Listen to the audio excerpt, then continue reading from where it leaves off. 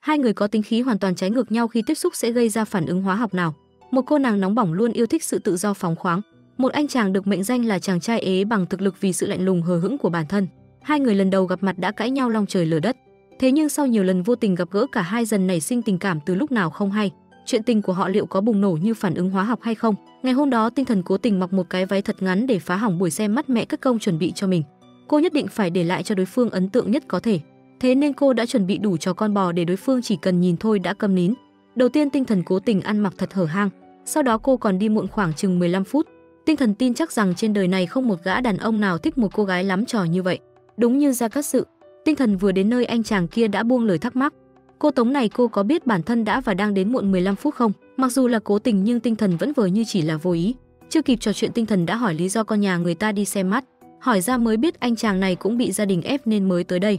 Vì không muốn tốn quá nhiều thời gian cho buổi xem mắt này nên Tinh Thần vội lấy ra một tấm danh thiếp để kết thúc mọi chuyện. Tinh Thần giới thiệu hiện cô đang làm quản lý của một cửa hàng bán đồ nữ. Sau khi giới thiệu bản thân, cô muốn đàn trai giới thiệu từ chiều cao cân nặng cho tới đời tư cá nhân. Hiện anh đang làm gì, lương tháng bao nhiêu, anh có nhà không, có xe không?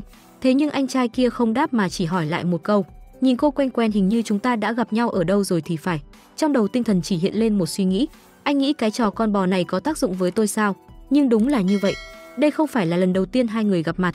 Hôm qua là ngày đầu tiên Tinh Thần nghỉ việc tại bệnh viện, kết thúc cuộc đời làm y để đi theo ước mơ của mình. Trên đường từ bệnh viện về nhà, cô vô tình gặp một chú cún đang đứng ở mép lan can trên lầu cao. Trước tình thế ngàn cân treo sợi lông chân, Tinh Thần không biết phải làm sao. Đúng lúc này Tô Thanh Triệt đi chạy bộ sáng sớm cũng vô tình đi ngang qua đây. Không nói nhiều, anh lập tức trèo lên lan can của tòa nhà. Sau đó anh dùng kỹ năng bật tường rèn luyện nhiều năm để nhảy xuống ban công tầng 3. Những người đứng bên dưới chứng kiến mà phải toát mồ hôi hột với hành động liều lĩnh của anh. Cuối cùng Tô Thanh Triệt cũng thành công cứu chú cún đang gặp nguy hiểm. Thân là một bác sĩ, Tinh Thần lập tức đón lấy bé cún rồi dùng duy băng buộc tóc của mình băng bó vết thương cho em. Sự tốt bụng của Tinh Thần đã va phải ánh mắt của Tô Thanh Triệt. Thế nhưng việc anh cần làm lúc này là tới báo cáo ở đơn vị mới. Khi Tinh Thần băng bó vết thương cho cún con xong, Tô Thanh Triệt cũng đã rời đi tự bao giờ. Dù chưa thấy mặt nhưng Tinh Thần vẫn vô cùng cảm phục tấm lòng trượng nghĩa của anh. Lúc đó cả hai có nằm mơ cũng không ngờ ngày hôm sau hai người sẽ gặp lại trong một buổi xem mắt vô cùng éo le. Bởi vì ngày hôm qua không nhìn thấy mặt Tô Thanh Triệt nên Tinh Thần không biết anh là anh hùng trong lòng mình. Mà Tô Thanh Triệt cũng không thích cái phong cách ăn mặc hở hang của cô. Nhìn cô và cô gái băng bó vết thương cho chú cún ngày hôm qua khác nhau một trời một vực. Cuối cùng buổi xem mắt kết thúc trong sự hiềm khích và chẳng mấy vui vẻ. Nhìn vào tấm danh thiếp Tinh Thần để lại, Tô Thanh Triệt ngao ngán thở dài. Vừa mới đi xem mắt về, Tinh Thần đã thấy chị em tốt của mình khóc ngắn khóc dài. Âu cũng bởi vì cửa hàng của cô vừa mới nhận được đánh giá không tốt. Khách hàng chê cửa hàng cô vì khi giao hàng cô đã quên không gửi quà tặng kèm. Nhưng quà đã hết, cô biết phải làm sao đây. Thấy chị em tốt không ngừng than vãn, Tinh Thần quyết định tới siêu thị mua quà bù cho vị khách kia. Đúng lúc này Tô Thanh Triệt cũng đang ở đây. Khi đi ngang qua gian hàng đồ nữ, anh vô tình làm rơi mấy bịch băng vệ sinh. Đang nhặt lên quầy cho người ta thì Tinh Thần từ đâu bước tới. Nhìn thấy bịch băng vệ sinh trên tay Tô Thanh Triệt, Tinh Thần dám khẳng định anh chính là cha nam. Trời ơi trời, có bạn gái rồi mà vẫn còn đi xem mắt là sao cha? Lần này Tô Thanh Triệt có nhảy xuống sông Hoàng Hà cũng không thể lấy lại sự trong sạch cho bản thân.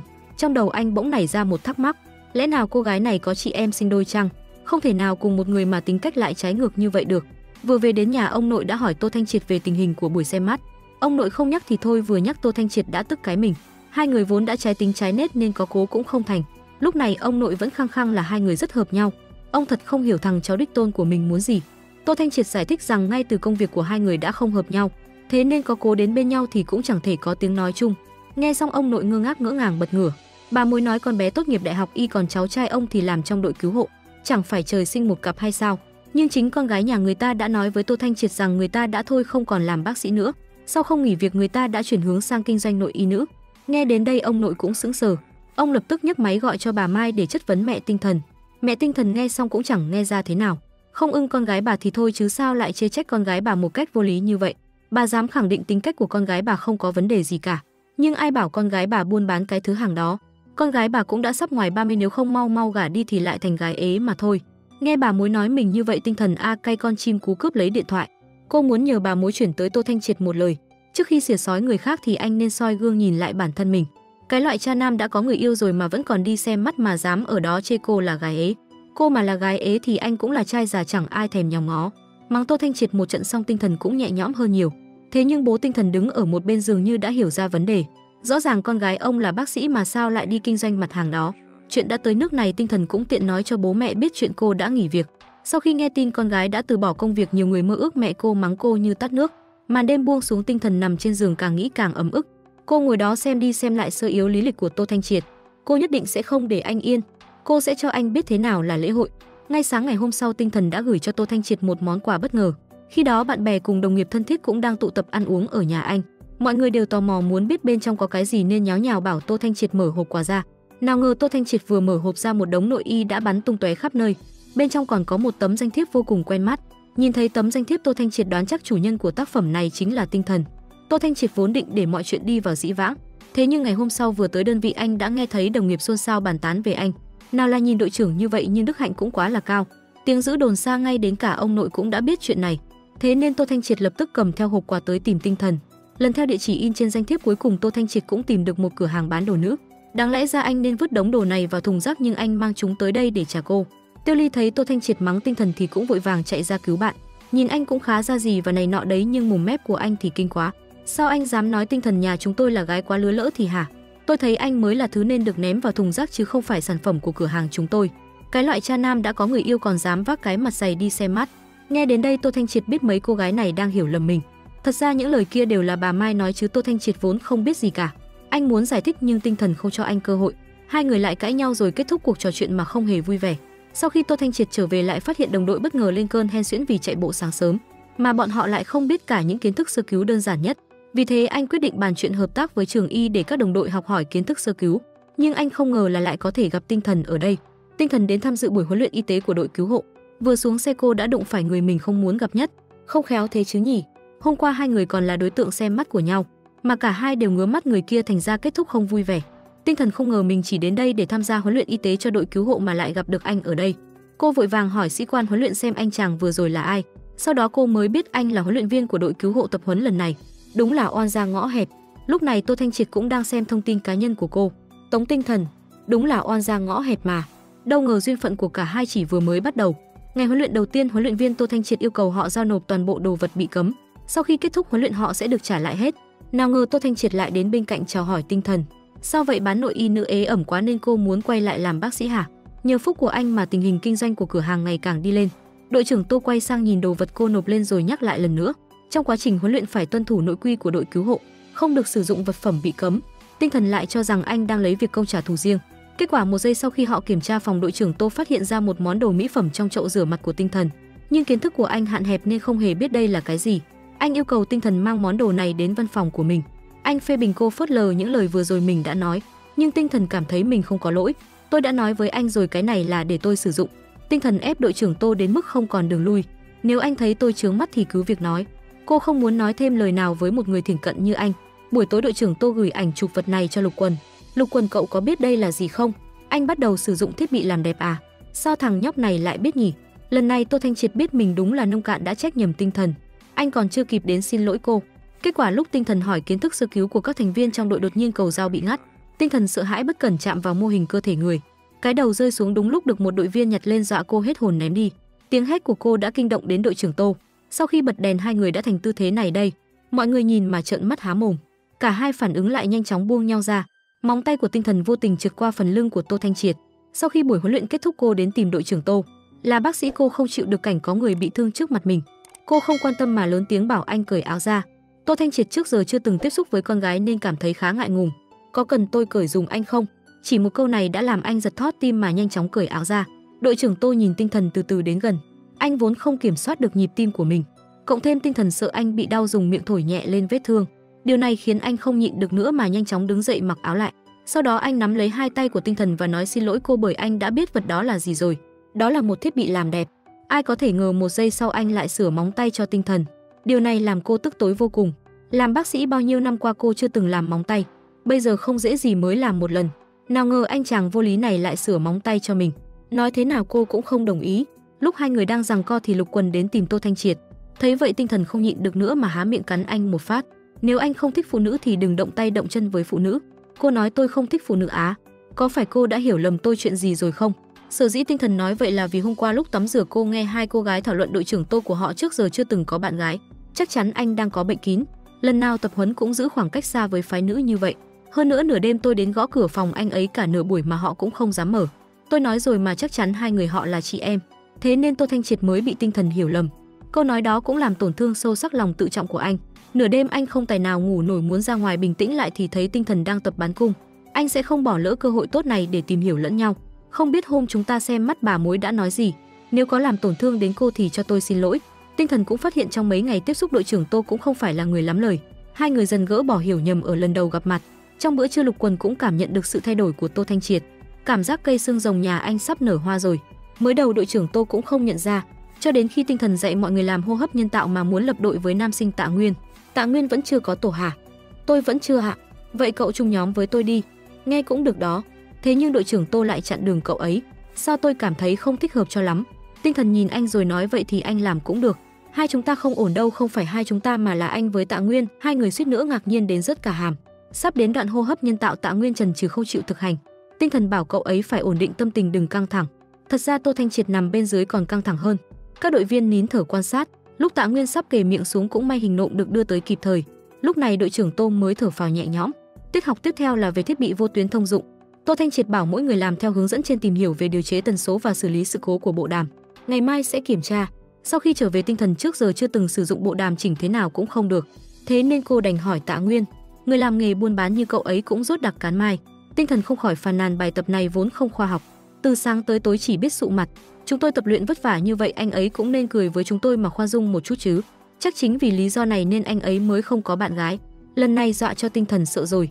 Lúc này cô mới biết mọi người đều nghe thấy cuộc trò chuyện của cả hai khi nãy. Hơn nữa Lục Quần cũng ở đó.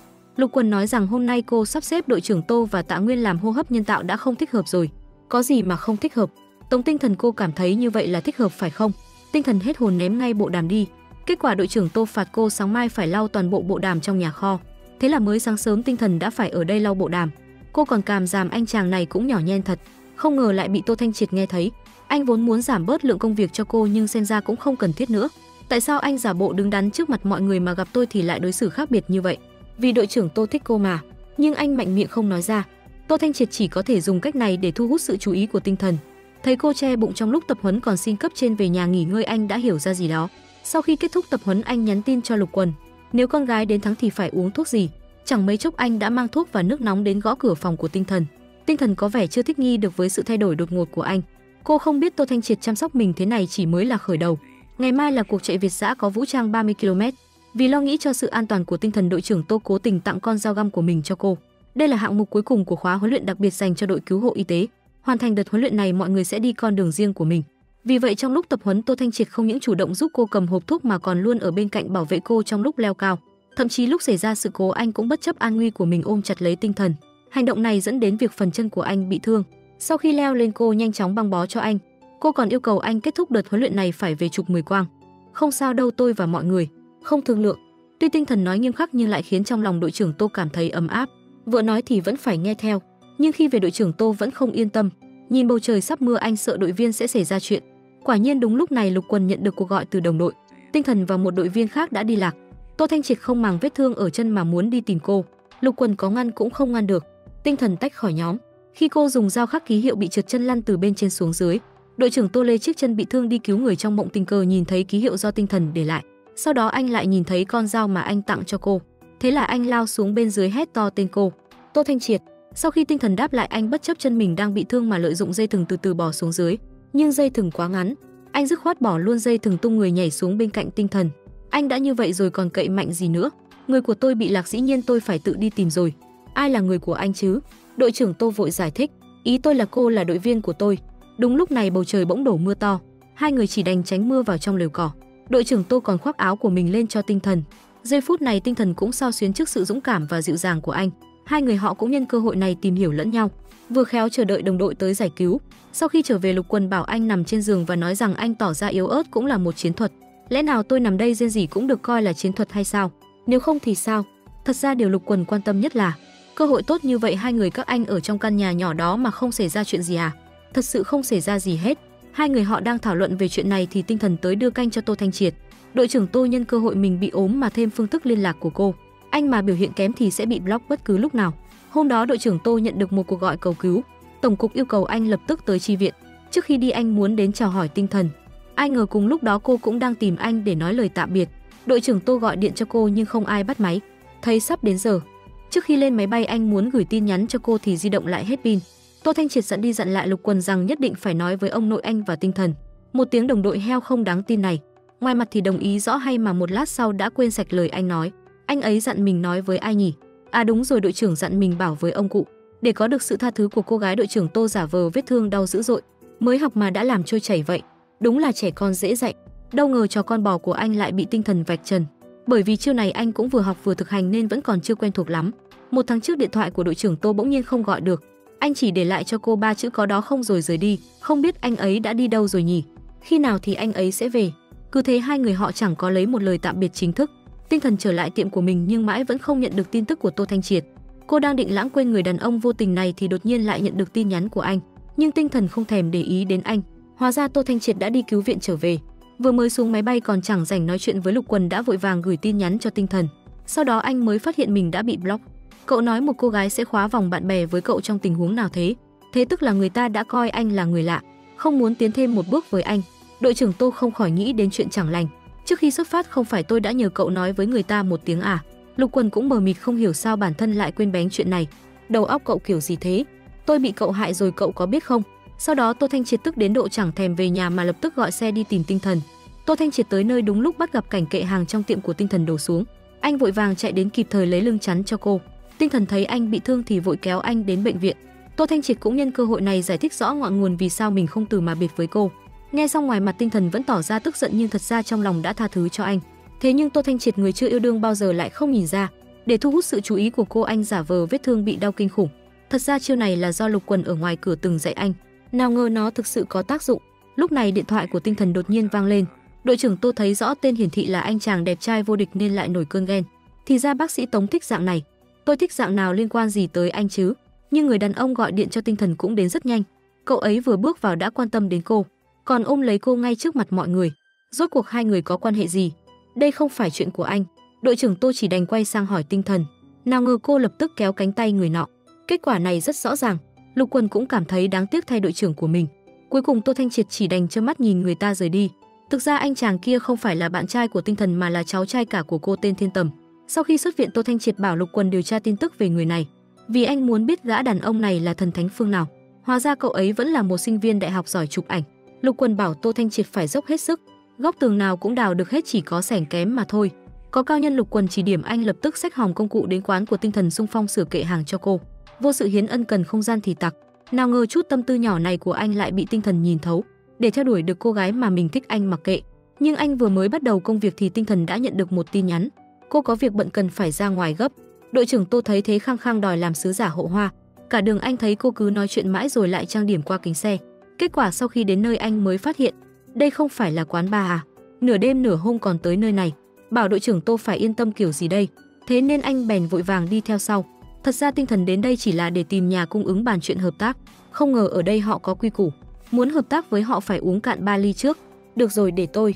Anh đang làm gì thế? Tôi đang khát nước mà thôi. Cứ thế cả một buổi tối đội trưởng Tô không cho Tinh Thần uống một ly nào. Toàn bộ đều bị anh ngăn lại hết. Đúng như dự đoán, tử lượng của anh không tốt nên chẳng mấy chốc đã say mềm. Kết quả anh vừa tỉnh lại đã phát hiện Tinh Thần đang nằm bên cạnh mình. Lần này dọa anh không nhẹ. Mới sáng sớm mà anh đã làm gì thế? Đội trưởng Tô vội vàng hỏi tối qua chúng ta có xảy ra chuyện gì không? Tinh Thần còn chưa kịp nói xong nguyên nhân thì Tô Thanh Triệt đã nói trước. Nếu có chuyện gì thì anh sẽ chịu trách nhiệm. Anh định chịu trách nhiệm như thế nào? Anh sẽ cưới em. Tối qua chẳng xảy ra gì hết. Cả đêm anh không về thu hút sự tò mò của Lục Quần. Mặc cho Tô Thanh Triệt liên tục giải thích rằng đó chỉ là chuyện ngoài ý muốn nhưng Lục Quần không tin. Dù sao anh cũng ế từ trong bụng mẹ, không kìm nén nổi cũng là chuyện bình thường. Cậu không biết nói chuyện thì khỏi nói. Nhưng vấn đề mấu chốt bây giờ là đội trưởng Tô gọi điện hay gửi tin nhắn cho Tinh Thần thì cô đều không trả lời. Lục Quần đưa ra một ý tưởng thay anh. Bây giờ không phải bác sĩ Tống vẫn đang livestream bán hàng à? Thế nên chúng ta có thể chăm lo chuyện làm ăn của cô ấy. Chúng ta ủng hộ một chút vậy. Ừ được đó. Cái này khá tốt, mua 10 cái nhé. Cậu trả tiền. Lục Quần nghe xong mặt to đầu. Lần trước anh ấy mua còn chưa dùng hết đâu. Để có cảm giác tồn tại trước mặt Tinh Thần chỉ cần cô vừa phát sóng là anh lập tức theo dõi. Hơn nữa anh còn điên cuồng bấm like ủng hộ cô. Nhưng sau khi Thiên Tầm xuất hiện thì đừng nói là bấm like mà anh còn tức đến độ chẳng thèm xem phát sóng nữa. Quay video thì quay đi dựa gần như thế làm gì? Anh không thể để chuyện này phát triển tiếp như vậy. Anh lập tức nhắn tin cho Lục Quần để phàn nàn. Ôi trời, bây giờ anh có cằn nhằn với tôi cũng vô ích thôi. Anh phải mau chóng hành động đi. Tô Thanh Triệt lập tức đi tìm Tinh Thần. Sau này em quay video hay livestream thì có thể đến tìm anh. Không cần tìm những người không quan trọng kia làm gì. Ý anh là Thiên Tầm hả? Bọn anh cạnh tranh công bằng. Những gì cậu ta làm được anh cũng làm được. Hai người vốn không cùng một vạch xuất phát.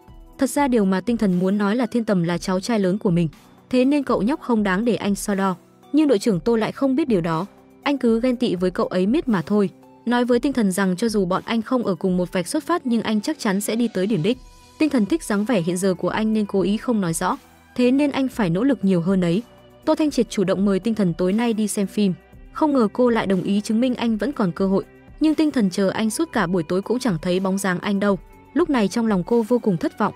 Tinh Thần định bỏ đi thì lại nghe Tô Thanh Triệt gọi tên mình. Xin lỗi anh đến muộn. Thì ra chiều nay khi họ chuẩn bị tập lặn, Lục Quân thấy tín hiệu cầu cứu từ xa nên vội xuống nước cứu người. Họ không dễ gì mới cứu được người lên thì đã hơn 5 giờ. Sợ trên đường kẹt xe làm chậm trễ thời gian, Tô Thanh Triệt vốn lái xe hơi lại đổi sang lái xe máy. Không ngờ vẫn đến trễ một bước. Không sao, em hiểu mà. Anh nói với Tinh Thần rằng lúc trước anh mải cứu người nên không thể bận tâm đến chuyện khác. Nhưng hôm nay lúc xuống nước cứu người trong đầu anh toàn nghĩ đến cô. Cho nên anh thấy mình nhất định phải trân trọng thời gian ở bên người mình thích. Cảnh tượng lúc này khiến đội trưởng Tô đã không đè nén được trái tim mình nữa. Anh chủ động hôn Tinh Thần, mà cô cũng không từ chối. Sau khi trở về, Tô Thanh Triệt kích động đến mức tập boxing suốt. Lục Quân còn tưởng anh hẹn hò thất bại. Chúng tôi hôn nhau rồi. Hôn rồi à? Nghe vậy Lục Quân không dám tin. Tên này không phải anh cưỡng hôn người ta đấy chứ? Nghe cũng được à nha. Suy một ra ba một bước đúng chỗ. Không phải như vậy. Quan trọng là giờ tôi không biết nên làm thế nào để đối mặt với cô ấy. Cậu có kế nào không? Lục Quân lại bắt đầu gợi ý cho anh. Anh cần phải bày tỏ với người ta trước mới được. Ban đêm đội trưởng Tô không tài nào ngủ nổi. Đây có phải là họ đã ở bên nhau rồi không? Anh cũng không biết tiếp theo nên đối mặt với Tinh Thần thế nào. Lục Quân thấy dáng vẻ bí bách của Tô Thanh Triệt quyết định giúp người anh em của mình một tay. Anh ấy bảo anh chơi trò thoát khỏi mật thất gì đấy với Tinh Thần. Đúng lúc một người bạn của tôi vừa mới mở khu vui chơi. Chúng ta có thể tùy ý thiết kế các hạng mục. Đến khi đó cô ấy sẽ sợ hãi rồi nhào vào lòng anh. Thế là anh thành công rồi. Nghe cũng được đấy. Đây là thắng nhờ mưu đấy, biết chưa? Trong tình yêu không thể để ý được và mất nhiều như thế. Nếu anh còn không nghe theo lời đề nghị của tôi thì bác sĩ Tống sẽ trở thành bạn gái của người khác đấy. Sau khi suy đi nghĩ lại, Tô Thanh Triệt vẫn gọi điện cho Tinh Thần. Anh hẹn cô ngày mai cùng nhau chơi trò thoát khỏi mật thất. Không ngờ cô sảng khoái đồng ý ngay. Điều này làm anh vui không thể tả. Nhưng chẳng mấy chốc anh đã không cười nổi. Không dễ gì mới đến ngày mai. Hai người tự tin tràn trề với kế hoạch lần này. Nào ngờ Tinh Thần không đến một mình mà còn có thêm cả đồng đội. Cô chẳng những dẫn theo bạn thân Tiêu Ly mà còn có cả tình địch Thiên Tầm nữa. Hai người lập tức ngây người. Mọi người nhanh chóng thay đồ rồi đi tới mật thất. Kết quả ngay từ ải đầu tiên đã có người nhảy ra trước mặt dọa Thiên Tầm hết hồn. Cô ơi, cô ơi, cô ơi, cái gì? Đây là cô của tôi. Người cô từ nhỏ tới lớn, người cô có quan hệ huyết thống. Hai người nghe xong đều tỏ ra ngơ ngác. Anh không điều tra à? Ai có ngờ cô ấy có đứa cháu lớn đến từng này đâu. Hóa ra anh ghen tuông vô ích rồi. Cho đến khi họ vượt ải mật thất thành công, ông chủ theo sự sắp xếp của Lục Quân cứ bắt hai người hôn nhau trong 10 phút mới có thể kết thúc ải này. Để cố gắng kết thúc trò chơi lần này, Tinh Thần chủ động hôn đội trưởng Tô trước mặt mọi người. Đội trưởng Tô tưởng lần này quan hệ của cả hai sẽ có thay đổi. Sau khi rời khỏi mật thất, Tinh Thần vẫn thờ ơ với anh như trước. Điều này khiến anh không hiểu trái tim của phụ nữ. Nói thế nào bây giờ tôi cũng được xem như bạn trai của cô ấy rồi chứ. Lục Quân nói, không phải anh vẫn chưa bày tỏ à? Chuyện đã như vậy rồi tôi còn cần phải nói gì đây? Cô gái nào cũng cần có cảm giác nghi thức đó. Đấy vẫn là Lục Quân am hiểu phụ nữ. Thích gì cũng cần phải nói ra trước mặt mới được. Tôi phải dạy tên đầu gỗ như anh đến khi nào mới hiểu đây? Trên đường về nhà, Tinh Thần Tiêu Ly biết được đội trưởng Tô vẫn chưa bày tỏ thì rất thất vọng về anh. Hôm nay tớ đã nói đáp án cho anh ấy biết rồi. Điều Tinh Thần nên làm đều đã làm cả rồi, chỉ chờ đội trưởng Tô bày tỏ với mình thôi. Nhưng anh chỉ nhắn tin hỏi những chuyện không liên quan chứ không bày tỏ, làm cho Tinh Thần cũng không biết nên trả lời thế nào. Cho đến khi không chờ được tin nhắn của Tinh Thần, Tô Thanh Triệt định sáng mai bày tỏ với cô. Kết quả vừa đi làm thì thấy mặt mày ủ rũ của Lâm Mộc, bèn hỏi anh ấy có chuyện gì. Không biết tên nhóc này học theo ai mà chưa gì thì đã đi bày tỏ với Đinh Vĩ Linh nên bị người ta từ chối rồi. Tinh Thần muốn mua đồ mới để đi tham gia buổi họp lớp. Vậy mà Tô Thanh Triệt lại chọn cho cô một quần áo kín cổng cao tường. Em đẹp lắm, anh có chắc là đẹp không? Theo Tinh Thần thấy tham gia buổi họp lớp thì cũng phải ăn mặc thật xinh đẹp và lộng lẫy mới được. Cũng may cô không nghe theo Tô Thanh Triệt. Vừa tới nơi cô đã chạm mặt bạn trai cũ Đường Thụy Chiết. Đã lâu không gặp, hơn nữa anh ta vẫn nhớ mãi không quên Tinh Thần. Thế nên anh ta định theo đuổi cô lại lần nữa. 2 năm trước Đường Thụy Chiết chọn ra nước ngoài chuyên tu mà vứt bỏ Tinh Thần. Bây giờ sau khi anh ta học hành thành tài rồi trở về nước thì lại muốn bắt đầu lại từ đầu với cô. Tô Thanh Triệt vẫn chưa biết đây mới chính là tình địch thật sự của mình. Anh mãi vẫn chưa bày tỏ với Tinh Thần, lại phải nghênh đón một cô gái khó giải quyết. Anh cho cô ta lên đây đi. Lục Quân thấy vậy định bỏ đi thì bị đội trưởng Tô kéo lại. Thật ra cũng không có gì đáng sợ đâu đúng không? Cậu ở cạnh cô ta một lúc là được rồi mà. Tôi ở cạnh cô ta thì chuyện tốt có tìm đến tôi đâu. Tạm biệt nhé. Hai người đang lôi kéo nhau thì cô nàng kia đã xuất hiện. Đây là Cao Thanh M, cô em hàng xóm cùng nhau lớn lên của Tô Thanh Triệt. Cô ta thích anh từ lâu nên vẫn đang theo đuổi anh một cách quyết liệt. Cao Thanh Mờ vừa ngồi xuống thì thấy tài liệu của Tinh Thần trên bàn. Lúc rời đi cô ta không nhịn được mà nghe ngóng từ Lục Quần. Tống Tinh Thần là ai thế? Cô ta bao nhiêu tuổi vậy? Có xinh đẹp như tôi không? Tôi nghe nói đó là một chị gái làm kinh doanh, hình như cũng không xinh đẹp bằng cô. Để mau chóng đuổi cô nàng quái thai này đi, Lục Quần cũng đành phải để Tinh Thần chịu thiệt. Đội trưởng Tô trên lầu lúc móc điện thoại từ trong túi ra thì có một vật rơi xuống. Anh nhặt lên xem thì thấy là hoa tai của phụ nữ. Trong lòng anh nghĩ sao trong túi mình lại có vật này. Đúng lúc này bị Lục Quần quay lại bắt gặp. Đây không phải của Tinh Thần à? Anh tiến bộ thần tốc quá rồi đấy. Chắc là tôi bất cẩn mang nó ra khỏi nhà người ta rồi. Hóa ra tối hôm qua khi đội trưởng Tô đưa Tinh Thần về nhà, lúc xuống xe cô phát hiện anh bị sốt. Thế là cô mời anh lên nhà. Cô định cho anh uống thuốc hạ sốt rồi mới để anh về nhà. Không ngờ uống thuốc xong thì anh lại ngủ gục ngay tại đó. Thấy Tô Thanh Triệt đang bị bệnh nên Tinh Thần cũng không đuổi anh đi. Mãi đến sáng hôm sau ăn sáng xong anh vẫn ở lì chưa chịu đi. Tô Thanh Triệt nói rằng đầu anh vẫn còn hơi đau, anh có thể ở lại đây một lúc được không? Cuối cùng anh bị Tinh Thần đuổi cổ ra ngoài. Cô thẳng tay ném cả giày và quần áo của anh theo. Chắc lúc đó hoa tai của cô cũng bị đem ra ngoài. Anh muốn đặt hàng giao hàng nhanh nhưng bị Lục Quần ngăn lại. Anh có ngốc không thế? Cơ hội tốt thế này anh phải biết nắm bắt thừa thắng xông lên mà hẹn cô ấy chứ. Lục Quần cho rằng làm sao có thể trùng hợp như vậy được. Anh từ nhà người ta chỉ mang theo một chiếc hoa tai. Đây chắc chắn là cô muốn cho anh cơ hội ép anh chủ động hẹn. Có cao nhân như Lục Quần chỉ điểm, Tô Thanh Triệt lập tức nhắn tin hẹn Tinh Thần đi ăn cơm. Không ngờ cô đang ở cùng Đường Thụy Chiết. Cô trả lời thẳng rằng ngại quá, hôm nay em có chuyện đột xuất, lần sau lại hẹn nhé. Thì ra Tinh Thần vì muốn nâng cao doanh số của cửa hàng nên quyết định đi học hỏi. Đúng lúc Đường Thụy Chiết là giáo viên về mảng này, cho nên cô gác lại hiềm khích lúc trước tới nghe anh ta giảng bài. Còn về bạn trai cũ, anh ta hiểu lầm Tinh Thần vẫn còn suy nghĩ với mình, cho nên sau giờ học anh ta gọi Tinh Thần, người đang định rời khỏi đây, chủ động đưa cô về nhà. Tinh Thần vốn đã từ chối nhưng Đường Thụy Chiết nói, trên đường đi tôi có thể giúp em giải đáp rất nhiều thắc mắc. Nghe vậy Tinh Thần liền đồng ý, cơ hội tốt như vậy anh ta phải nắm chắc mới được. Thế là Đường Thụy Chiết mời Tinh Thần đi ăn tối. Cô cũng đồng ý cho nên mới từ chối Tô Thanh Triệt. Cao Thanh Mờ vừa mới rời khỏi đội cứu hộ thì phát hiện mình quên lấy túi. Lúc đi lấy túi cô ta thấy anh Thanh Triệt của mình vẫn còn đây. Thế nên cô ta tiện thể mời đội trưởng Tô cùng đi ăn tối với mình. Dù gì Tinh Thần cũng đã từ chối anh, vậy thì tiếp theo anh có đi ăn với ai cũng chẳng sao cả. Không ngờ lúc Tô Thanh Triệt và Cao Thanh Mờ vừa tới trước cửa nhà hàng thì bị Tinh Thần bắt gặp. Anh đang hẹn hò đấy sao? Đội trưởng Tô vội giải thích đây chỉ là em gái nhà hàng xóm của mình. Nhưng Cao Thanh Mờ lại nói hai người là Thanh Mai Trúc Mã, khiến trong lòng của Tinh Thần có chút khó chịu. Tô Thanh Triệt hỏi người đàn ông bên cạnh cô là ai mới biết được anh ta là bạn trai cũ của Tinh Thần. Nói với mình là không rảnh thì ra là đang hẹn hò với bạn trai cũ. Lần này anh không còn tâm trạng dùng bữa nữa nhưng Tinh Thần lại không định tha cho anh. Không phải anh nói muốn mời em ăn cơm sao? Chọn ngày chi bằng gặp ngày, chọn luôn hôm nay đi. Trên bàn ăn mỗi người đều có suy nghĩ riêng của mình. Mục đích của Cao Thanh Mờ là muốn làm cho Tống Tinh Thần hiểu lầm. Cô ta cố tình nắm lấy cánh tay của Tô Thanh Triệt ở trước mặt cô. Đội trưởng Tô vốn nên từ chối nhưng vì còn giận Tinh Thần nên không từ chối nữa, để có thể khiến Đường Thụy Chiết biết khó mà lui. Tô Thanh Triệt lấy hoa tai của Tinh Thần ra. Sao hoa tai của cô lại ở chỗ của anh ấy? Lúc cô ấy ngủ tôi bất cẩn mang về. Anh ngủ sofa nhà em có ngon không? Đường Thụy Chiết vì muốn lật ngược tình thế mà tự tay gắp thức ăn cho Tinh Thần. Tô Thanh Triệt thấy vậy cũng không chịu yếu thế. Anh lấy bít tết rồi tự tay đút cho Cao Thanh Mờ ăn. Tinh Thần thật sự không chịu nổi nữa. Cô muốn vào nhà vệ sinh để bình tĩnh lại. Không ngờ Cao Thanh Mờ cũng lập tức đuổi theo. Tôi mới đi công tác có vài tuần cô đã bắt thóp được anh Thanh Triệt rồi. Nhưng có phải cô hơi lớn tuổi rồi không? Nhờ có vậy mà khi ở bên cạnh chị có thể dạy anh ấy những thứ anh ấy không biết sao? Chẳng lẽ phải giống như cô còn chẳng biết cắt cả bít tết sao? Cao Thanh Mờ thấy mình không chiếm ưu thế lại nói tôi và anh Thanh Triệt đã quen nhau từ nhỏ. Nhưng Tinh Thần lại nói chẳng phải hai người vẫn chưa ở bên nhau sao? Ban đầu Cao Thanh Mờ muốn giao ai nhưng giờ lại không có được lợi thế nào ở đây. Cuối cùng cũng kết thúc bữa ăn ngượng ngùng này. Tô Thanh Triệt muốn đưa Tinh Thần về nhà. Không ngờ cô lại nỡ từ chối anh để đi theo Đường Thụy Chiết. Đội trưởng Tô không thể nhắm mắt làm ngơ được. Anh ghen tuông đuổi theo đến tận cửa tiệm của Tinh Thần. Hôm nay em làm vậy là có ý gì? Em có cần giải thích với anh không? Tô Thanh Triệt lập tức bày tỏ với Tinh Thần. Anh thích em có thể làm bạn gái anh không? Không được, Tinh Thần vốn không chấp nhận. Còn bạn trai cũ Đường Thụy Chiết cũng không hề nhàn rỗi. Anh ta bảo sinh viên chuẩn bị một bộ tài liệu marketing thương mại điện tử rồi gửi nó qua email cho Tinh Thần. Cô xem qua những tài liệu này thì thấy đúng là thứ mình đang tìm kiếm. Tinh Thần lập tức gửi tin nhắn cảm ơn Đường Thụy Chiết. Hơn nữa sau khi Tô Thanh Triệt đã trải qua chuyện của Thiên Tầm lần trước, lần này anh không vội đắc chí mà điều tra Đường Thụy Chiết. Anh ta còn trẻ tuổi đã làm giáo sư, quả thật là một đối thủ đáng gờm. Lục Quần cũng vì anh ta mà toát mồ hôi hột rồi bảo Tô Thanh Triệt nghe ngóng tin tức từ chỗ Tiêu Ly.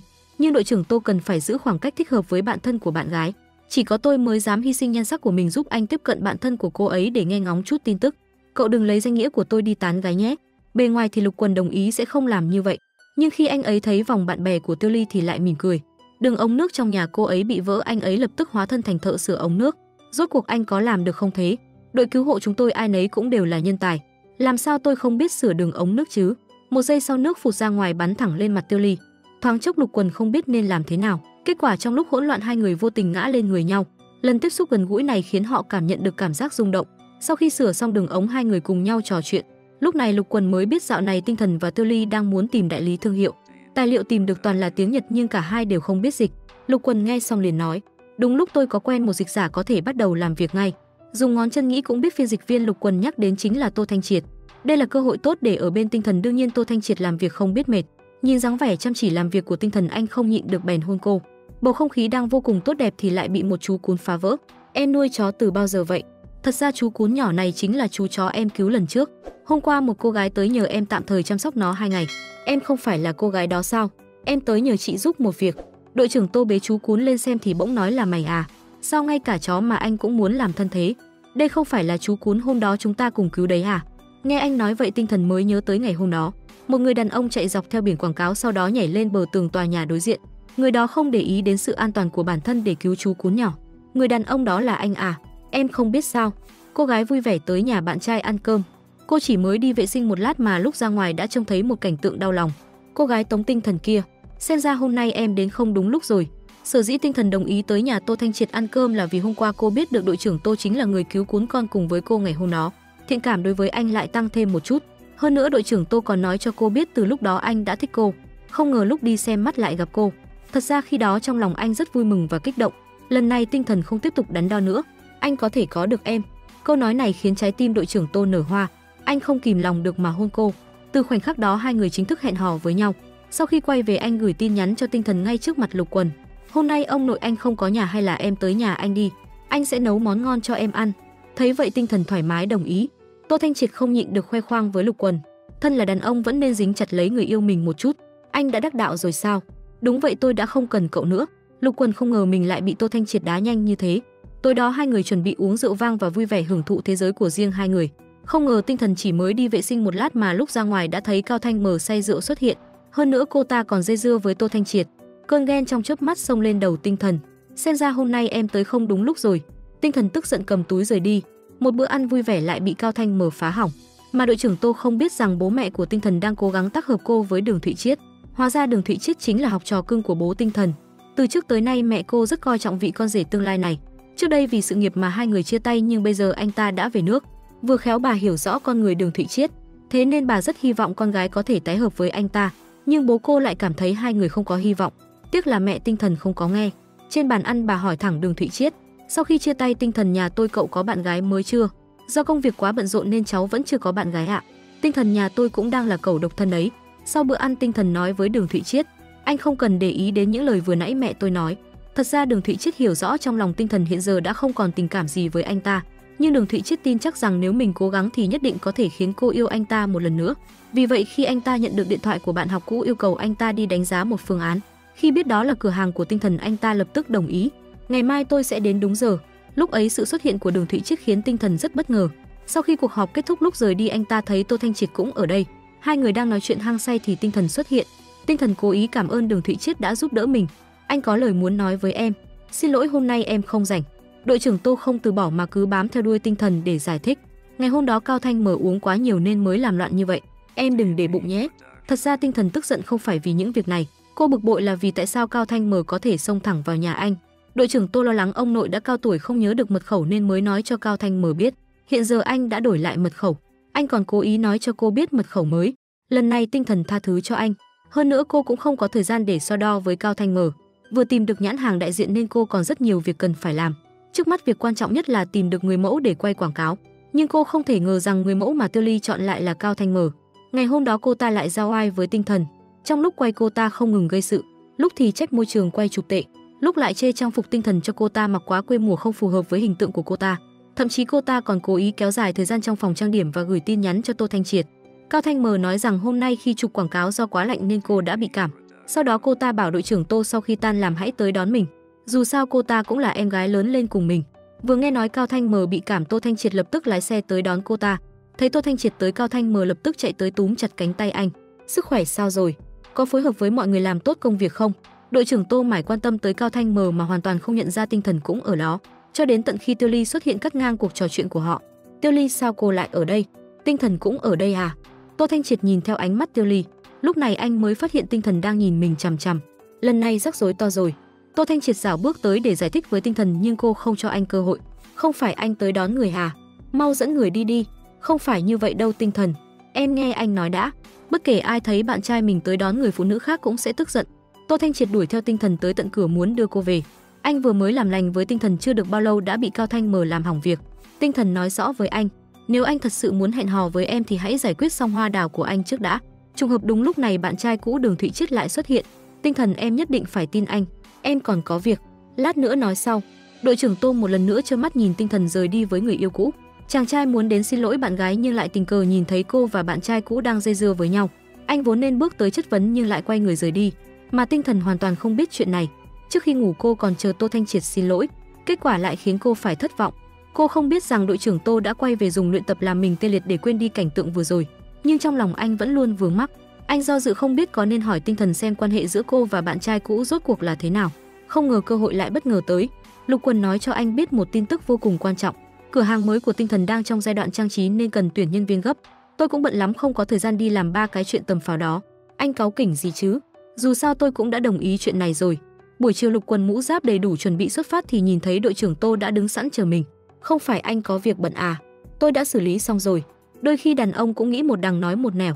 Tinh Thần cũng rất giật mình khi nhìn thấy Tô Thanh Triệt xuất hiện, nhưng cả hai đều đang giận dỗi, thậm chí họ còn không muốn chào hỏi nhau. Tiêu Ly nhận ra sự khác thường của bọn họ bèn tạo cơ hội cho hai người. Tiêu Ly bảo Tinh Thần đưa mũ cho đội trưởng Tô, hết cách cô đành đưa mũ cho anh theo sự chỉ đạo của Tiêu Ly, nhưng hai người không ai muốn mở lời trước cả. Tiêu Ly thấy vậy lại tiếp tục ra tay.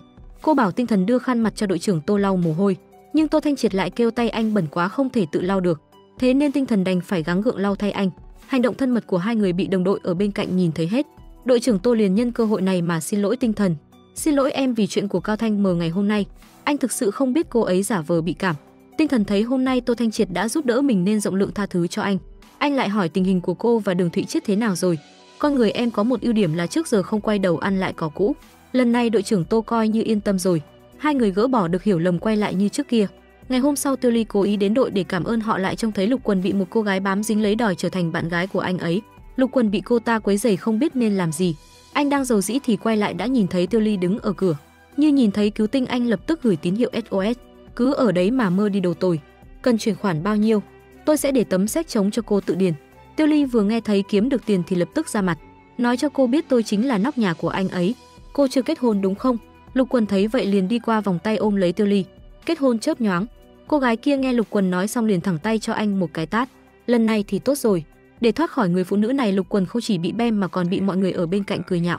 Điều khiến anh tức giận nhất là cái giá cắt cổ của Tiêu Ly. Cô yêu cầu Lục Quần trả 5.000 phí dịch vụ lần này. Cái gì cơ 5.000 hả? Có phải hơi tàn nhẫn rồi không? Kể từ đó mối quan hệ của họ cũng từ từ trở nên khác biệt.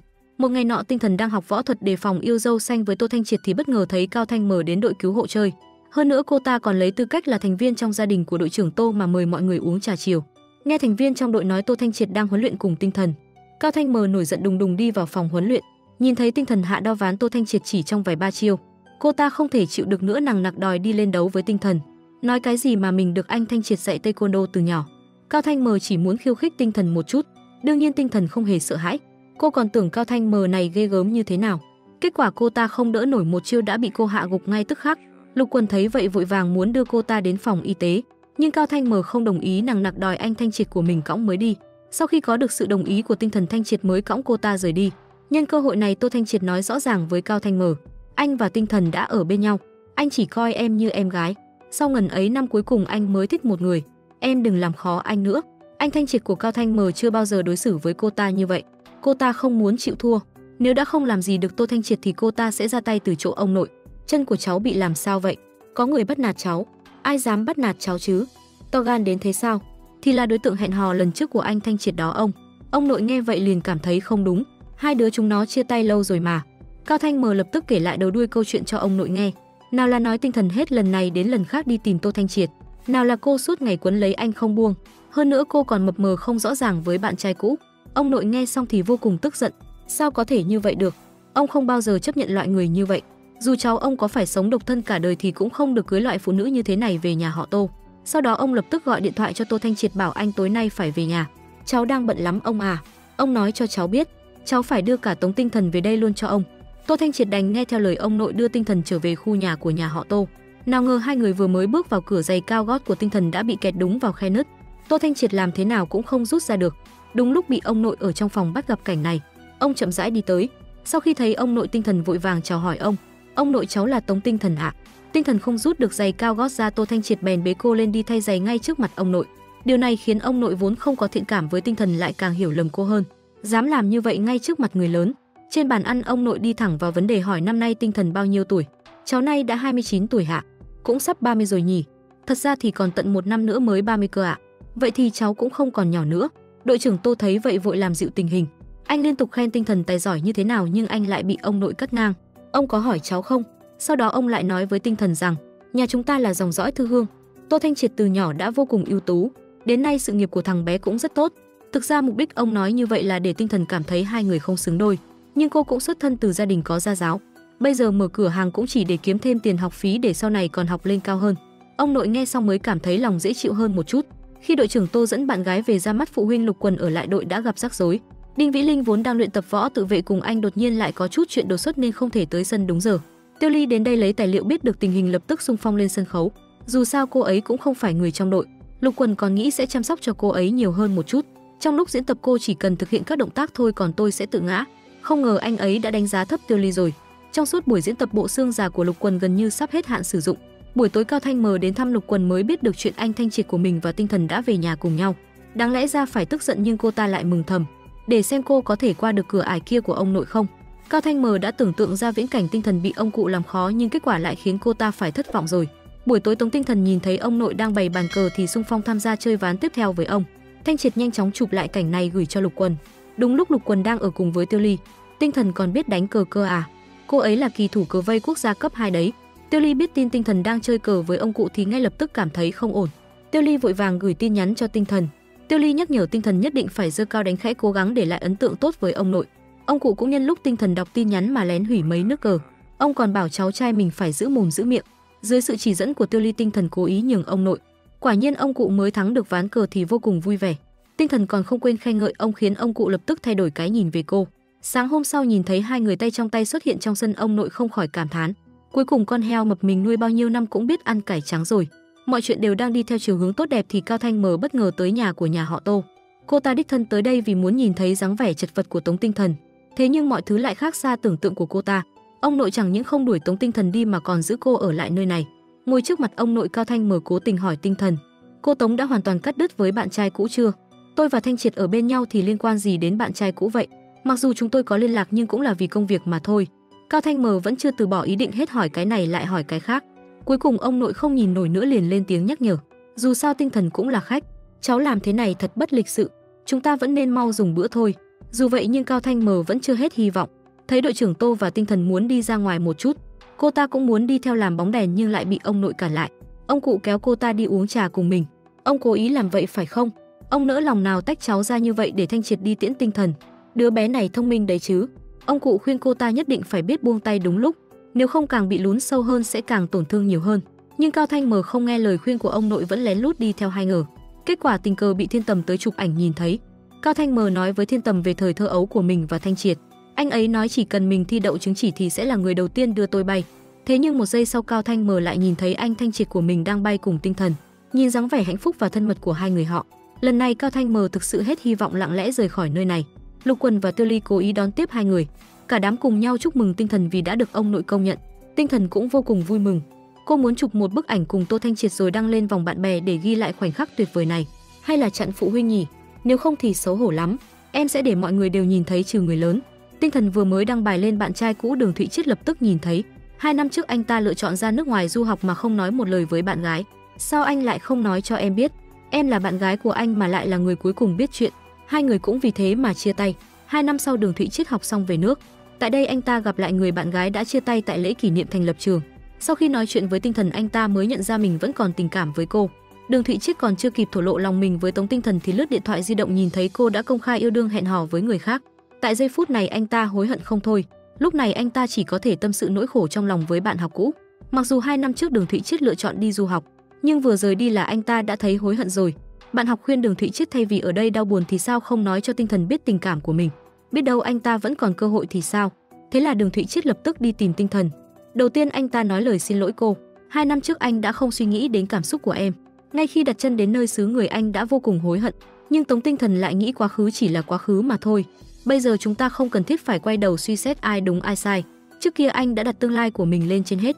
Thật ra khi đó anh cũng không hề sai. Nếu như em vẫn còn đợi anh thì anh nhất định sẽ làm mọi thứ để bù đắp cho em. Tôi đã không còn đợi anh nữa rồi. Tuy bây giờ Đường Thụy Chiết chẳng còn gì ngoài hối hận và áy náy, nhưng Tinh Thần đã tìm được một nửa kia của mình. Đồng thời cô mong rằng anh ta đừng mãi sống trong quá khứ mà hãy bắt đầu một cuộc sống mới. Mặc dù kết quả không được như ý nhưng anh ta đã có thể nói hết những điều muốn nói. Trong lòng Đường Thụy Chiết không còn gì để tiếc nuối nữa. Bên này Cao Thanh Mờ vẫn đang đắm chìm trong đau khổ vì thất tình. Thiên Tầm nhìn thấy Cao Thanh Mờ đau lòng khổ sở thì vẫn luôn ở bên cạnh để khuyên nhủ cô ta. Cô của tôi đã hẹn hò với đội trưởng Tô rồi. Đây là sự thật không thể thay đổi. Thế nên cô cũng nên nhìn về phía trước mà sống. Sau khi được Thiên Tầm khuyên nhủ, Cao Thanh Mờ quyết định buông bỏ quá khứ để bắt đầu một khởi đầu mới. Sáng sớm Cao Thanh Mờ đã gặp Tô Thanh Triệt ở nhà Tinh Thần. Anh cứ tưởng là cô ta đến để tìm anh. Em không đến tìm anh đâu. Sau khi vào nhà, Cao Thanh Mờ còn chê Tô Thanh Triệt đang cản đường mình, không phận sự mời tránh ra. Cao Thanh Mờ quyết định chung sống hòa thuận với Tinh Thần. Dù sao sau này Tinh Thần cũng là cô chồng của mình. Yêu hận tình thù giữa họ coi như đã rõ ràng. Lần này đến lượt Lục Quần phiền não vì tình cảm rồi. Sau nhiều ngày tiếp xúc với Tiêu Ly, anh dần dần có cảm giác đối với cô. Tối đó Lục Quần định hẹn Tiêu Ly đi xem phim nhưng lại bị cô từ chối. Mọi người trong đội đều nhìn ra được nên hỏi có phải anh đã thích Tiêu Ly không. Thế nhưng Lục Quần sĩ diện lại nói thế này: anh tiếp cận Tiêu Ly là vì đội trưởng Tô. Vì Tiêu Ly và Tinh Thần là bạn thân nên anh giữ gìn mối quan hệ với cô ấy là đang đánh vào lòng địch. Anh đã hy sinh nhan sắc và tôn nghiêm vì anh em mình. Vậy sao? Nào ngờ những lời này của Lục Quần lại bị Tiêu Ly nghe thấy hết. Anh mau chóng đuổi theo cô để giải thích. Chu Giao là em trai của tôi, thế nên tôi phải làm thế để giữ thể diện. Bởi vì tôi sợ cậu ta sẽ nói xấu sau lưng tôi. Nhưng dù Lục Quần có nói thế nào đi chăng nữa thì Tiêu Ly đang tức giận cũng không nghe lọt tai. Buổi tối Lục Quần đến quán bar mượn rượu giải sầu. Chu Giao khuyên anh phải gỡ bỏ mọi hiểu lầm càng sớm càng tốt, nếu không sẽ ngày càng xa cách. Dưới sự khuyên nhủ của người anh em thân thiết, Lục Quần đã đi tìm Tiêu Ly để xin lỗi. Tiêu Ly à tôi. Nhưng Tiêu Ly hoàn toàn không cho Lục Quần cơ hội để mở miệng nói lời xin lỗi.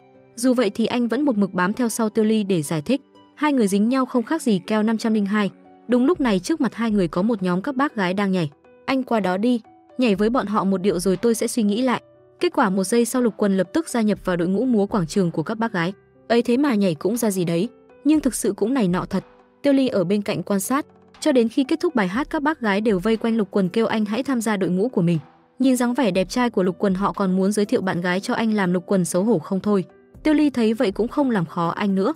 Không lâu sau cửa hàng của Tinh Thần đã được bão đơn. Đây là lần đầu tiên họ kiếm được lợi nhuận kể từ khi mở cửa hàng. Lục Quần và Tô Thanh Triệt cố ý đến để chúc mừng hai người. Tiêu Ly vui vẻ uống hơi quá chén. Lục Quần vất vả lắm mới đưa cô ấy về đến nhà. Đây là đâu thế? Chúng ta đã về đến nhà cô rồi đó cô nương. Được rồi, cô nằm ngoan ở đây nhé, tôi đi đây. Lục Quần chuẩn bị rời đi thì bị Tiêu Ly kéo lại ngã xuống giường. Cô choáng váng nhìn sang Lục Quần.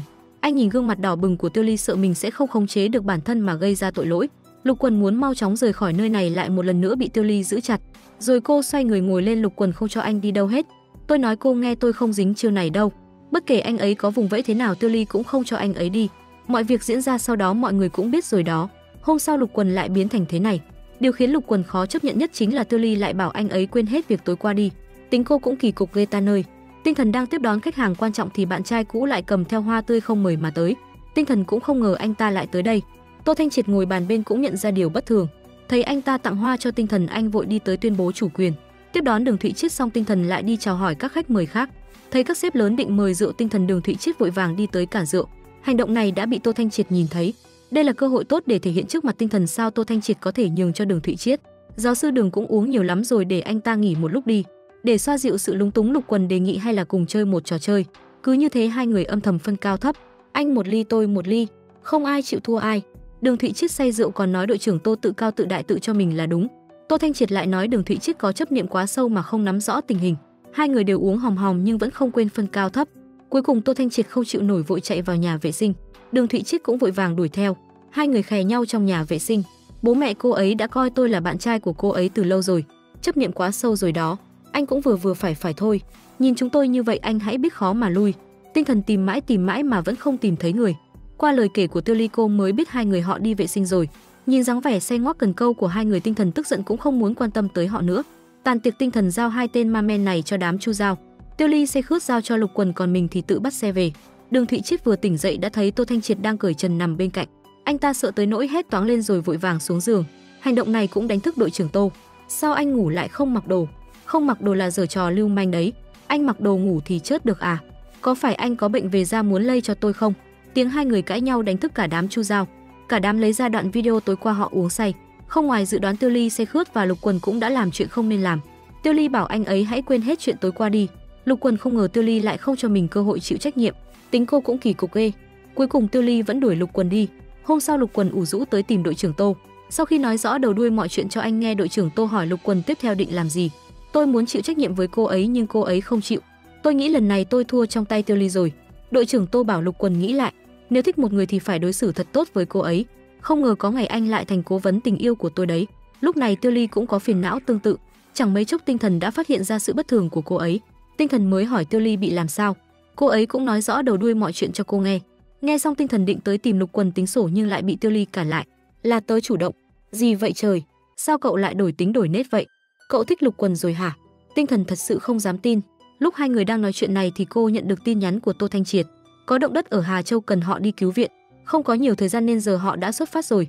Cũng không biết nói với tôi một tiếng. Bên này Tô Thanh Triệt vừa rời đi cửa hàng của Tinh Thần đã xảy ra vấn đề. Cửa hàng của cô đã bị khách hàng tố cáo là bán đồ giả.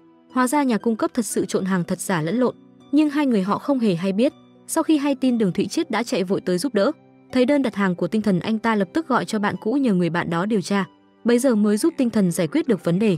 Để cảm ơn vì Đường Thụy Chiết đã giúp đỡ, Tinh Thần đã cố tình mời anh ta ăn lẩu. Ngày kia là thất tịch nên Đường Thụy Chiết hỏi Tinh Thần có dự định gì không. Cô lập tức nhắn tin cho Tô Thanh Triệt hỏi anh bao giờ trở về. Anh gần xong việc rồi, ngày kia anh sẽ về. Ngày kia tới nhà hàng tầng thượng đi, em luôn muốn tới đó. Thế là hai người đã hẹn ngày kia cùng nhau đi ăn. Hôm nay chính là ngày Tô Thanh Triệt trở về. Tinh Thần cũng trưng diện rất xinh đẹp, chuẩn bị hẹn hò lãng mạn với đội trưởng Tô. Không vi phạm giao thông nên lái nhanh được thì lái. Ở nhà có người đang chờ đợi tôi. Trên đường Thanh Triệt đang vội vàng trở về thì nhận được điện thoại của đồng đội. Có một đứa bé đi lạc, họ phải nhanh chóng qua đó. Anh vội vàng nhắn tin cho Tinh Thần báo rằng mình sẽ tới muộn. Ai ngờ lúc Tinh Thần đang đợi anh lại bị bạn cũ của Đường Thụy Chiết nhìn thấy.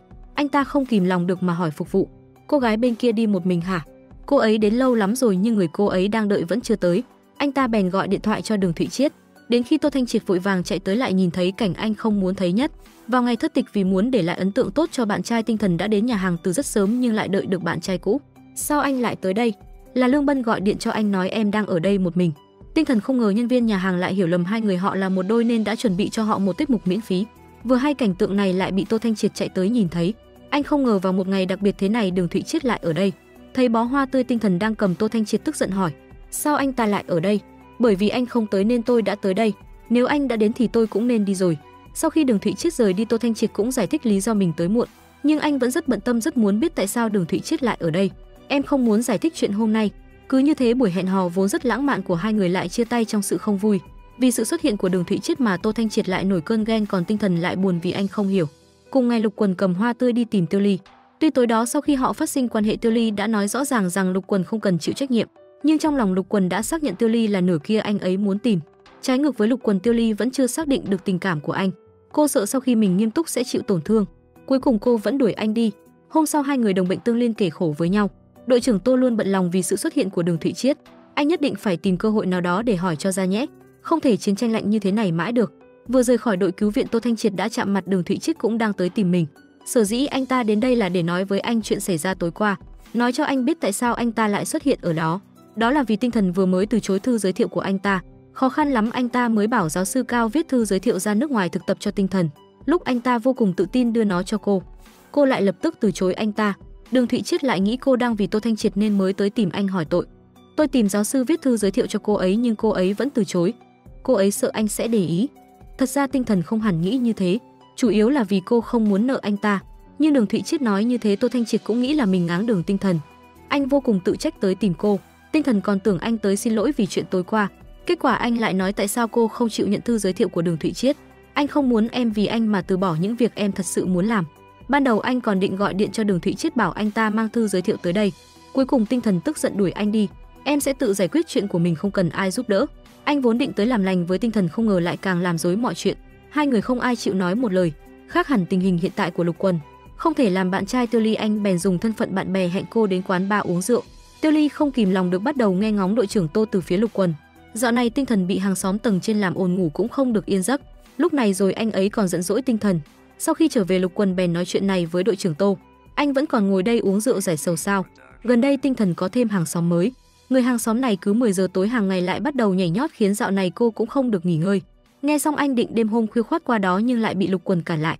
Anh uống xe bét nhè rồi giờ qua đó làm gì? Qua để cãi nhau với người ta à? Nhưng Tô Thanh Triệt vẫn ghi tạc chuyện của Tinh Thần trong lòng. Thế là hôm sau anh đến nhà cô rồi lập tức lên tầng tìm người hàng xóm nhảy nhót kia. Anh nói với anh ta chuyện đêm hôm nhảy nhót làm phiền người khác. Anh ta vừa thấy là một anh chàng to con liền sợ tới nỗi á khẩu. Vừa hay cảnh tượng này lại bị Tinh Thần và Tiêu Ly nhìn thấy. Ngay sau đó sếp Tô đã xuất hiện trong nhà Tinh Thần, nể tình anh đêm hôm đã giúp đỡ mình, Tinh Thần cũng tha thứ cho anh. Hai người lại trở về như xưa. Sợ người tầng trên lại gây chuyện, Tinh Thần bèn giữ anh ở nhà mình một đêm. Không ngờ sóng này vừa qua sóng sau lại ập đến. Hôm sau Đường Thụy Chiết nhận được điện thoại của bố mẹ Tinh Thần bảo anh ta trưa nay tới nhà cô ăn cơm. Cháu qua đó không hay lắm đâu ạ. Có gì mà không hay, Tiểu Đường cháu tới đây đi. Cuối cùng Đường Thụy Chiết vẫn đồng ý mà không biết đội trưởng Tô vẫn đang ở nhà Tinh Thần dọn dẹp. Lúc này mẹ vợ tương lai đã đến trước cửa nhà. Tinh Thần còn chưa giới thiệu anh cho bố mẹ. Tô Thanh Triệt đang lau nhà thì nghe thấy có tiếng động ngoài cửa. Anh chạy vội đi mở cửa. Ra tới cửa mới nhận ra là bố mẹ vợ tương lai. Chả phải chúng ta tới nấu cho nó bữa cơm rồi đưa đồ thôi sao? Tinh Thần vẫn chưa chính thức giới thiệu Tô Thanh Triệt cho bố mẹ khiến anh sợ tới nỗi vội vàng bỏ đi. Nhưng cuối cùng anh vẫn bị phát hiện. Cậu là ai? Tô Thanh Triệt không biết nên trả lời thế nào. Bố mẹ cô nhìn anh từ đầu tới chân một lượt. Cậu là tạp vụ à? Dạ đúng rồi ạ. Tô Thanh Triệt nhanh chóng vin vào cái cớ này để chối tội. Anh nói cô tống thuê anh tới đây dọn dẹp. Sau đó anh bảo bố mẹ cô mau mau ngồi xuống để anh tiếp tục dọn dẹp. Sau khi vào nhà mẹ cô luôn miệng khen anh làm rất tốt, thu dọn nhà cho cô rất sạch sẽ. Tô Thanh Triệt đang định nhắn tin cho Tinh Thần thì lại nghe thấy mẹ cô muốn đi vệ sinh khiến anh sợ mất mật. Anh vội nói nhà vệ sinh này vẫn chưa dùng được, anh phải đi dọn lại đã. Hành vi của anh khiến mẹ cô ngơ ngác. Thì ra trong đó có đồ dùng cá nhân của anh. Anh sợ bị mẹ vợ tương lai phát hiện vội vàng nhắn tin cho Tinh Thần. Mau tới ứng cứu bố mẹ, em tới rồi. Tinh Thần vừa nhìn đã biết xong đời. Sau khi nhận được tin nhắn cô vội vàng chạy về nhà. Không lâu sau Tô Thanh Triệt lại nghe thấy tiếng chuông cửa. Nhanh vậy sao? Thấy vậy anh bèn chạy vội đi mở cửa. Tại đây anh đứng hình mất 5 giây. Không ngờ người tới lại là đối thủ của anh, Đường Thụy Chiết. Lúc này anh chỉ có thể trơ mắt nhìn mẹ của Tinh Thần nhiệt tình tiếp đón Đường Thụy Chiết. Bà còn giới thiệu với anh ta đây là tạp vụ Tinh Thần thuê. Anh là tạp vụ của cái nhà này sao? Không ngờ Đường Thụy Chiết lại không vạch trần mà còn ám thị làm người không thể so đo như thế được. Tô Thanh Triệt cũng không chịu yếu thế mà ám thị anh ta không biết giới hạn. Hai người đối đầu nhau như thế khiến bố mẹ Tinh Thần ngơ ngác. Sau đó bà gọi Đường Thụy Chiết qua một bên, bởi vì đây là đứa con rể bà ấy ưng ý tất nhiên sẽ rất quan tâm anh ta.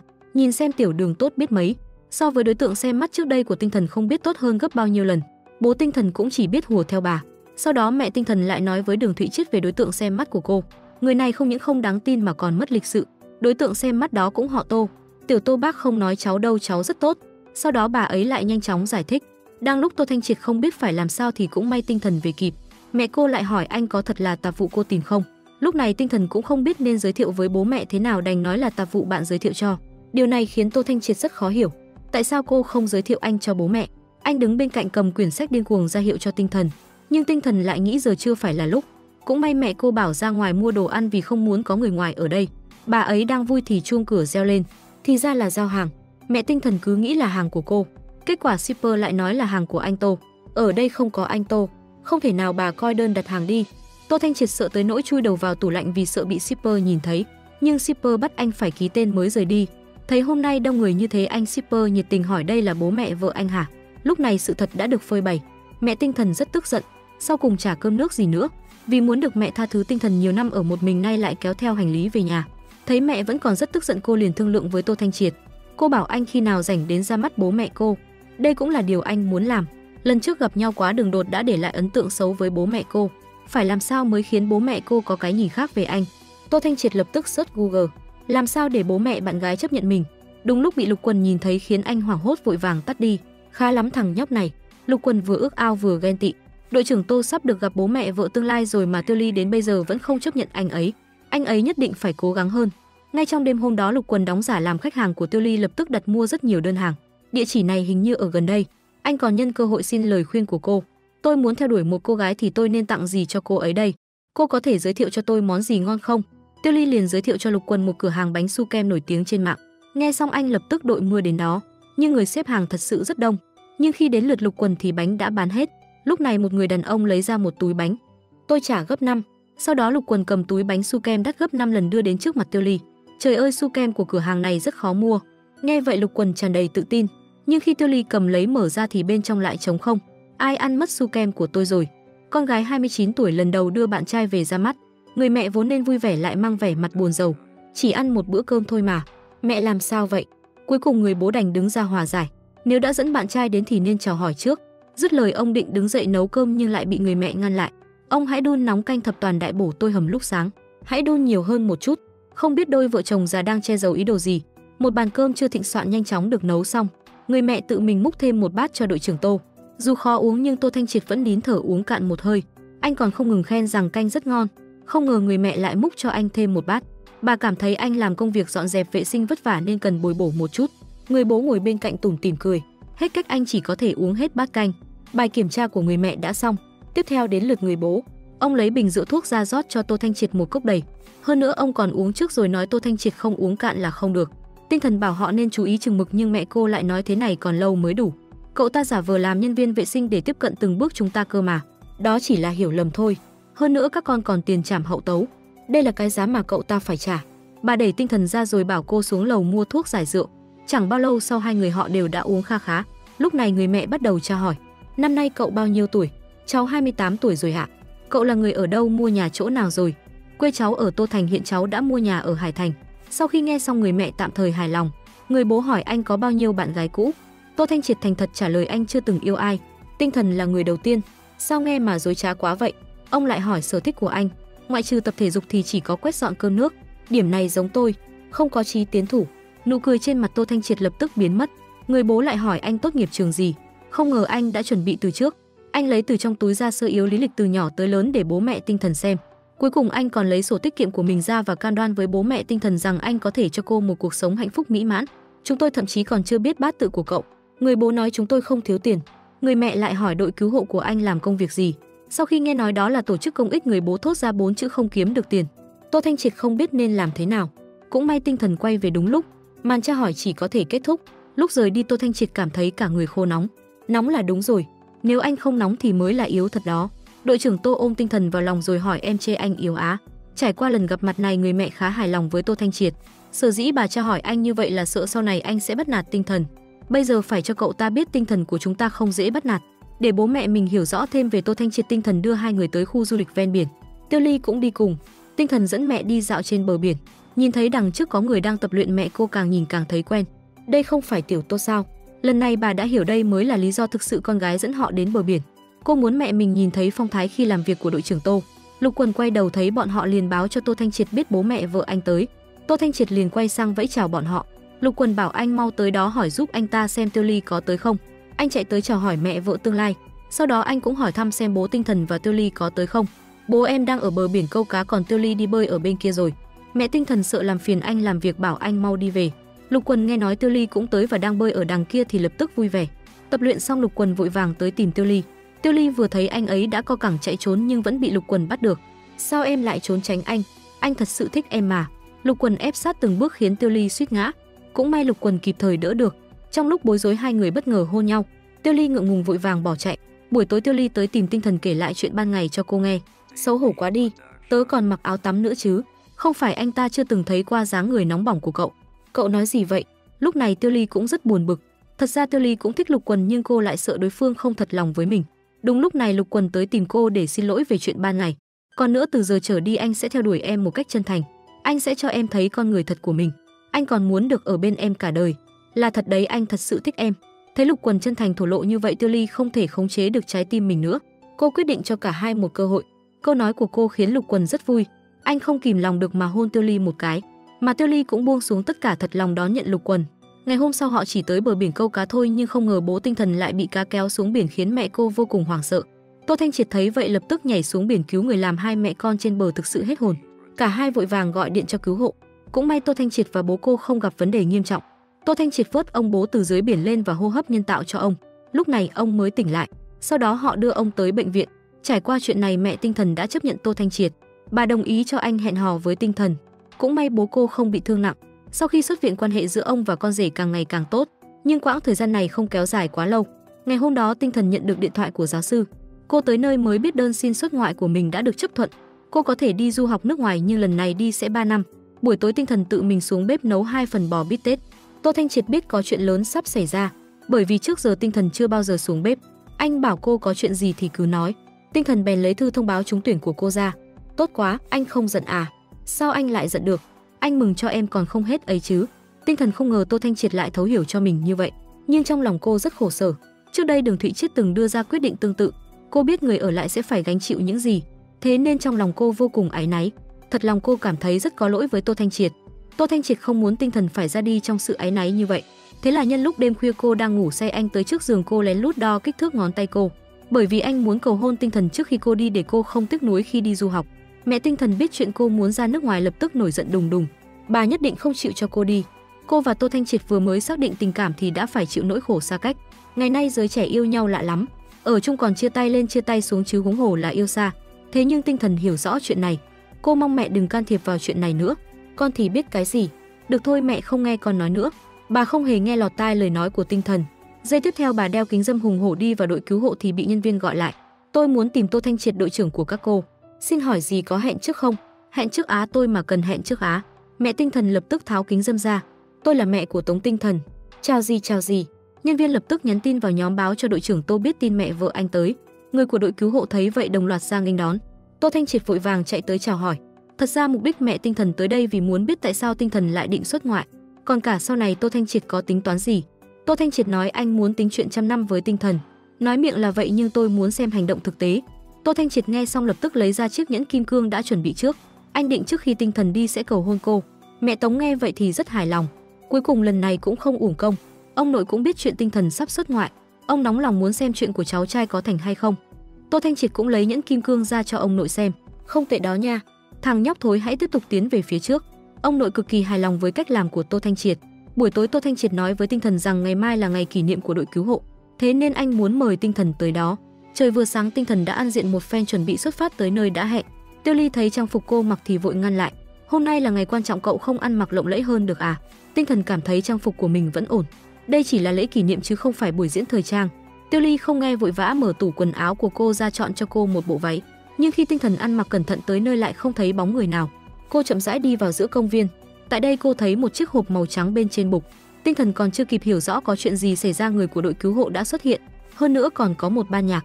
Lúc này Tô Thanh Triệt cầm hoa tươi xuất hiện chậm rãi đi tới trước mặt cô. Giờ đây Tinh Thần đã hiểu rõ.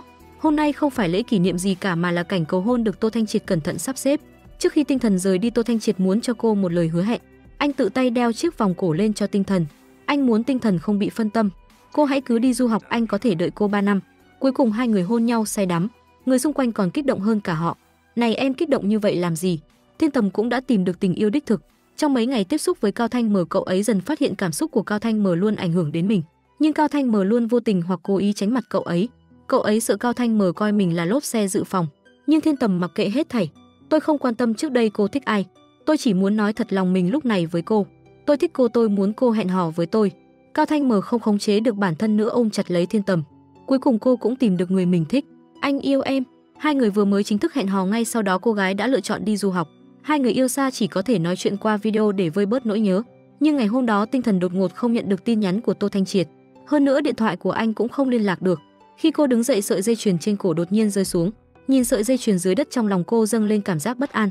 Rất nhanh sau đó cô nhận được điện thoại của Tiêu Ly. Có lẽ Tô Thanh Triệt và Lục Quần đã xảy ra chuyện. Nghe vậy Tinh Thần lập tức về nước. Trên đường đi cô liên tục gọi cho Tô Thanh Triệt nhưng không ai nghe máy. Thật ra không lâu sau khi Tinh Thần đi Hải Thành liên tục có mưa to. Đám Tô Thanh Triệt lập tức phải lên đường đi cứu hộ cứu nạn. Nhưng còn chưa đi thì sợi dây chuyền của anh đã bị đứt. Đã nói rồi đi cứu hộ không được đeo dây chuyền. Anh không nghe Lục Quần khuyên vẫn bỏ dây chuyền vào túi áo. Trên đường đi cứu hộ, một người bị trượt chân lăn từ phía trên xuống. Tô Thanh Triệt thấy vậy lập tức giơ tay túm lấy người đàn ông đó. Đừng động đậy, cứu tôi. Ném dây thừng xuống đây trước đã. Đội trưởng mau bắt lấy. Dưới sự cố gắng của họ, người đàn ông đã được cứu lên. Nhưng Tô Thanh Triệt vì trời mưa mà cạn kiệt sức lực, trượt tay lăn xuống đụng đầu vào cây trúc. Đã đến lúc này rồi mà anh vẫn không quên lấy sợi dây chuyền trong túi ra. Anh nghĩ tới khoảng thời gian hạnh phúc giữa anh và Tinh Thần. Tinh Thần vừa đáp xuống máy bay không kịp về nhà đã ghi danh vào đội y tế khẩn cấp. Cô muốn đi tìm Tô Thanh Triệt. Cô muốn cùng anh vượt qua khoảng thời gian khó khăn. Sau khi đến nơi, Tinh Thần không thấy bóng dáng Tô Thanh Triệt đâu. Cô biết được qua lời kể của mọi người, trạm cơ sở đã bị phá hủy, tín hiệu cũng bị cắt. Chúng tôi đã mất liên lạc với đội trưởng Tô. Sau khi hiểu rõ tình hình, cô lập tức bắt tay vào làm việc. Cô vội vàng cứu chữa cho mọi người. Lúc rảnh rỗi, Tinh Thần thường bước tới cửa chờ mong nhìn thấy Tô Thanh Triệt. Hôm đó một cậu bé được cứu ra từ vùng thiên tai. Bởi vì bệnh tình của cậu bé nghiêm trọng, nhất định phải lập tức đưa tới bệnh viện. Thế là Tinh Thần đi cùng xe để chăm sóc cậu bé. Tại nơi đó cô thấy Tô Thanh Triệt cả người đầy vết thương hôn mê bất tỉnh, trong tay anh vẫn nắm chặt sợi dây chuyền đôi. Tinh Thần thấy vậy thì suýt nữa ngất xỉu. Anh ấy sao rồi? Anh ấy ngã từ trên núi xuống nên đã hôn mê.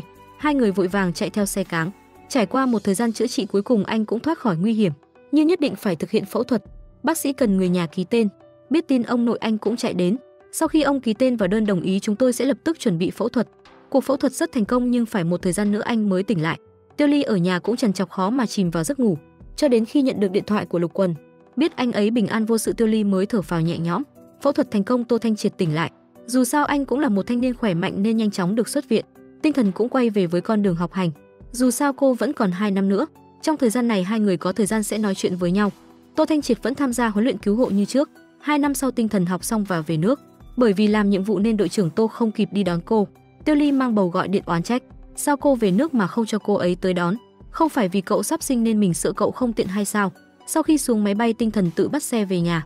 Sau 3 năm xa cách, cô trở lại căn nhà nhỏ của mình. Không ngờ Tô Thanh Triệt đã quét dọn sạch sẽ cho cô. Trên tường còn dán đầy ảnh chụp của hai người trong suốt 3 năm qua. Tinh Thần thấy vậy vừa mừng vừa xúc động. Lúc này Tô Thanh Triệt xuất hiện từ phía sau. Về rồi à? Em về rồi. Hóa ra trong lúc cô không ở đây, Tô Thanh Triệt đã lén lút chụp lại. Tất cả những lần gọi video giữa hai người được in thành ảnh. Đây đều là kỷ niệm đẹp của hai người. 2 năm không gặp, hai người không khống chế được mình mà ôm hôn nhau thật chặt. Sắp tới là kỷ niệm 3 năm thành lập cửa hàng của họ. Cao Thanh M vẫn là MC của lễ kỷ niệm lần này. Thời khắc quan trọng như vậy sao có thể thiếu Đường Thụy Chiết. Đội trưởng Tô thấy anh ta xuất hiện thì thắc mắc, tại sao chỗ nào cũng có mặt anh vậy? Bạn gái anh mặc kệ anh à? Xin lỗi, tôi quên mất. Anh vẫn chưa tìm được bến đỗ phải không? Thà thiếu chứ không chọn bừa. Đội trưởng Tô quan tâm nhiều thứ quá nhỉ. Hai người vẫn giống trước đây, vừa gặp nhau đã đấu võ mồm, nhưng lần này không giống với trước. Đường Thụy Chiết thật lòng chúc phúc bọn họ.